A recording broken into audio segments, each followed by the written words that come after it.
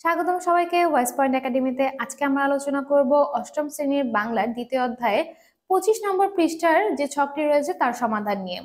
আচ্ছা, এই ছকটি হচ্ছে গিয়ে উচ্চারণ স্থল অনুযায়ী ব্যঞ্জন ধ্বনির উচ্চারণটা কিরকম হবে তার উপর ভিত্তি করে বাম কলামে কিছু শব্দ দেওয়া রয়েছে। এই শব্দগুলো যেসব ধ্বনি বা বর্ণ নিয়ে গঠিত হয়েছে সেসব ধ্বনিগুলো কোন কোন বাকযন্ত্রের সাহায্যে উচ্চারিত হচ্ছে, মানে হচ্ছে কোন ধ্বনির আন্ডারে রয়েছে, সেইটা নিয়ে আসলে আজকে এই ছকটা আমরা পূরণ করব। তাহলে চলো আমরা ছক পূরণে ফিরে যাই।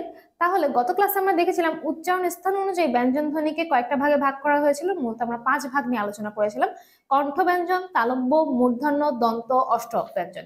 এই কয়টা ব্যঞ্জন কিভাবে উচ্চারিত হয় এবং এইগুলোর মধ্যে কোন কোন ধ্বনি রয়েছে সেগুলো নিয়ে আলোচনা হয়েছিল। তারই প্রেক্ষিতে দেখো, প্রথম শব্দটা হচ্ছে কুমড়ো। কুমড়োর কটা হচ্ছে আমরা জানি ক, খ, গ, ঘ, এগুলো হচ্ছে কণ্ঠ ব্যঞ্জন। ক হচ্ছে কণ্ঠ ব্যঞ্জন, মটা হচ্ছে অষ্টব্যঞ্জন এবং র হচ্ছে মূর্ধন্য ব্যঞ্জন। খুব মজার সাথে কিন্তু আমি ছকটা পূরণ করেছিলাম। নিশ্চয়ই তোমরা গত ক্লাস দেখেছো এবং তার প্রেক্ষিতে এই ছকটাও তোমরা খুব মজা নিয়ে পূরণ করেছিলে। এখন তোমরা শুধু মিলিয়ে দেখবে যে তোমরা যা লিখেছো বা তোমরা যে প্র্যাকটিস করেছিলে সেটার সাথে কতটুকু সঠিক হয়েছে, কতটুকু মিলেছে। এরপর পরের শব্দটি রয়েছে ফুল। ফুলের ফ হচ্ছে অষ্টব্যঞ্জন, ল হচ্ছে দন্ত ব্যঞ্জন। লতা, লতার ল হচ্ছে দন্ত ব্যঞ্জন, ত হচ্ছে দন্ত ব্যঞ্জন, দুইটাই হচ্ছে দন্ত ব্যঞ্জন। ডাটা, ডাটার ড হচ্ছে মূর্ধন্য ব্যঞ্জন, টটাও হচ্ছে মূর্ধন্য ব্যঞ্জন। আমরা জানি ট, ঠ, ড, ঢ এইগুলো হচ্ছে কি মূর্ধন্য ব্যঞ্জন। ডাটা, ট আর ড দুটোই আছে, দুটোই মূর্ধন্য ব্যঞ্জন। গাছের গ হচ্ছে কণ্ঠ ব্যঞ্জন, ক, খ, গ, ঘ এগুলো কণ্ঠ ব্যঞ্জন। চ, ছ এগুলো কিন্তু তালব্য ব্যঞ্জন। তো গাছের গটা কণ্ঠ ব্যঞ্জন এবং ছটা হচ্ছে তালব্য ব্যঞ্জন। ঠিক একইভাবে ছুটির ছটা তালব্য ব্যঞ্জন এবং ট হচ্ছে মূর্ধন্য ব্যঞ্জন। ট, ঠ এগুলো হচ্ছে মূর্ধন্য ব্যঞ্জন। পকেট, সে আবারও প আসলো, প অষ্ট ব্যঞ্জন, ক আসছে, কটা হচ্ছে গিয়ে কণ্ঠ ব্যঞ্জন এবং ট হচ্ছে মূর্ধন্য ব্যঞ্জন। ভেজা, প, ফ, ব, ভ, সেই ভ হচ্ছে অষ্টব্যঞ্জন এবং মর্গের জটা হচ্ছে তালব্য ব্যঞ্জন।